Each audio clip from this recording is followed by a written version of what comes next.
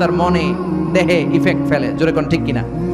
ওই সময় যদি হিন্দি সিনেমা শোনেন, তুজে দেখা তুহে জানা সানাম শোনেন, তাহলে এটা হইব ওই রকম, ঠিক কিনা?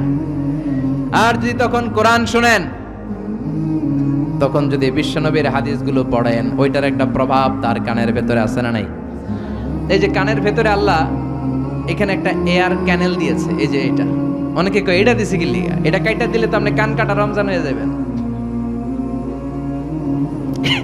এটা কেটে দিলে আপনি কথা শুনতে পাবেন না।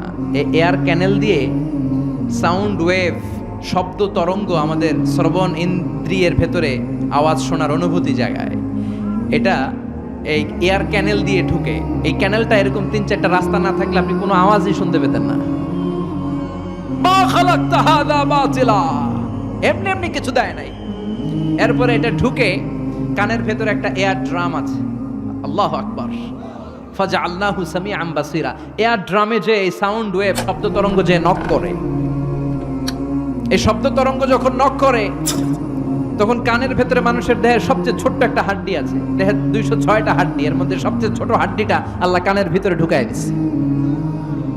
আউটার ইয়ারে নক করে, এরপরে মিডল ইয়ার, এরপরে ইলেকট্রিক্যাল সিগন্যালের মাধ্যমে এটা ট্রান্সমিট হয়ে ব্রেনের ভেতরে হেয়ারিং নার্ভ আছে, মানে শুনবার স্নায়ু, ওইটাতে যে আঘাত করে, ওই আঘাত করা মাত্র তারপরে আপনি শব্দটা শুনতে পান। এই যে 1.5 ঘন্টা ধরে আমার কথা শুনতেছেন, এই শব্দগুলো আপনার এয়ার ড্রাম, এয়ার ক্যানেল হয়ে outer air, middle air, inner air হয়ে আপনার হেয়ারিং নার্ভ পর্যন্ত পৌঁছার জন্য প্রতিটি শব্দ এরকম প্রসেসিং হয়ে আপনার কানের ভেতরে ঢুকায় দিচ্ছে কে?